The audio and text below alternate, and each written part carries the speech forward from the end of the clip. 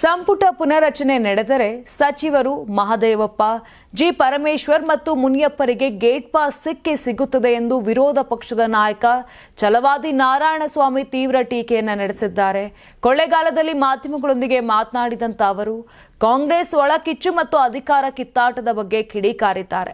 Congress party ಅಂತ ಕೆಟ್ಟ party ಮತ್ತೊಂದು ಇಲ್ಲ.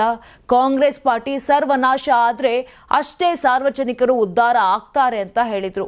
ನಾರಾಯಣಸ್ವಾಮಿ ಸಿಎಂ ಡಿಸಿಎಂ ಎರಡನೇ ಬ್ರೇಕ್ಫಾಸ್ಟ್ ಭೇಟಿಯ ಬಗ್ಗೆ ಪ್ರತಿಕ್ರಿಯಿಸಿ, ಡಿಕೆಶಿ ಯಾವತ್ತೂ ಸಿದ್ದರಾಮಯ್ಯ ಮನೆಗೆ ಹೋಗಿರಲಿಲ್ಲ, ಸಿದ್ದರಾಮಯ್ಯ ಕೂಡ ಡಿಕೆಶಿ ಮನೆಗೆ ಹೋಗಿರಲಿಲ್ಲ.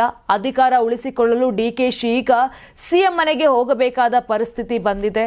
ಇದು ಬ್ರೇಕ್ಫಾಸ್ಟ್ ಅಲ್ಲ, ಮನಸ್ಸುಗಳು ಬ್ರೇಕ್ ಆಗಿರುವುದಕ್ಕೆ ತೇಪೆ ಅಂತ ವ್ಯಂಗ್ಯವಾಡಿದ್ರು. ರಾಜ್ಯದ ಅಭಿವೃದ್ಧಿ, ದಲಿತರ ಸಮಸ್ಯೆ, ರೈತರ ಸಮಸ್ಯೆ ಬಗ್ಗೆ ಚರ್ಚಿಸಲು ಸೇರುವುದಿಲ್ಲ. ಬ್ರೇಕ್ಫಾಸ್ಟ್ ಪಾರ್ಟಿ ಮಾಡಿಕೊಂಡು ಜನರನ್ನು ತಪ್ಪು ದಾರಿಗೆ ಒಯ್ಯುತ್ತಿದ್ದಾರೆ ಅಂತ ಆರೋಪಿಸಿದ್ರು. ರೈತರ ಸಮಸ್ಯೆ ಬಗೆಹರಿಸಲು ಏನಾದರೂ ಸೇರಿದ್ದಾರಾ? ಬ್ರೇಕ್ಫಾಸ್ಟ್ ಪಾರ್ಟಿ ಮಾಡಿಕೊಂಡು ಜನರ ದಾರಿ ತಪ್ಪಿಸುತ್ತಿದ್ದಾರೆ. ಹಿಂದೆ ಡಿಕೆಶಿ ತಾಯಿ ಮಾತನಾಡಿದ್ದ ವಿಡಿಯೋ ಬಗ್ಗೆ ಪ್ರಸ್ತಾಪಿಸಿದ್ರು. ಡಿಕೆಶಿ ಒಂದು ಹೇಳಿಕೆ ಕೊಟ್ಟಿದ್ದಾರೆ, ನಾವಿಬ್ಬರು ಬ್ರದರ್ಸ್ ಅಂತ ಹೇಳಿದ್ದಾರೆ. ಕುಕ್ಕರ್ ಬ್ಲಾಸ್ಟ್ ಹಾಗೂ ಬೆಂಗಳೂರಿನಲ್ಲಿ ಬೇರೆ ಕೃತ್ಯ ಎಸಗಿದವರನ್ನ ಬ್ರದರ್ಸ್ ಅಂತ ಹೇಳಿದ್ದಾರೆ. ನನಗೆ ಗೊತ್ತಿರೋ ಹಾಗೆ ಅವರ ಬ್ರದರ್ ಡಿಕೆ ಸುರೇಶ್ ಅಷ್ಟೇ.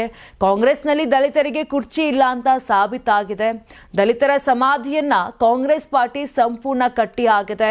ಸಂಪುಟ ಪುನರ್ರಚನೆಯಾದ್ರೆ ಸಂಪುಟದಿಂದ ಪರಮೇಶ್ವರ್, ಮಹದೇವಪ್ಪ ಹಾಗೂ ಮುನಿಯಪ್ಪ ಮೂವರು ಕೂಡ ಔಟ್ ಆಗ್ತಾರೆ. ಮಲ್ಲಿಕಾರ್ಜುನ ಖರ್ಗೆ ಇನ್ನೊಬ್ಬ ದಲಿತರನ್ನ ಸಿಎಂ ಆಗಲು ಬಿಡಲ್ಲ. ಸಿಎಂ ಆದ್ರೆ ಪ್ರಿಯಾಂಕ್ ಖರ್ಗೆಗೆ ಮಾತ್ರ ಅವಕಾಶ ಕೊಡ್ತಾರೆ ಅಂತ ಹರಿಹಾಯ್ತಿದ್ದಾರೆ. ನೀವು ಸಣ್ಣ ಆಗ್ಬೇಕಲ್ವಾ? ಅದು ಒಂದು ಉತ್ತಮ ಆಹಾರದಿಂದ ಸಣ್ಣ ಆಗ್ಬೇಕಲ್ವಾ? ಪ್ರತಿದಿನ ನಮ್ಮ ಜೀನಿ ಸ್ಲಿಮ್ ನ ಯೂಸ್ ಮಾಡಿ ಯಾವುದೇ ಸೈಡ್ ಎಫೆಕ್ಟ್ ಇಲ್ದಂಗೆ ನೀವು ಸಣ್ಣ ಆಗ್ತೀರಾ. ನಿಮಗೆ ಮಾಧ್ಯಮದಲ್ಲಿ ಕೆಲಸ ಮಾಡುವ ಆಸಕ್ತಿ ಇದೆಯಾ? ಹಾಗಾದ್ರೆ ಕರ್ನಾಟಕ ಟಿವಿ ಡಿಜಿಟಲ್ ಮೀಡಿಯಾದಲ್ಲಿದೆ ನಿಮಗೆ ಒಳ್ಳೆಯ ಅವಕಾಶ.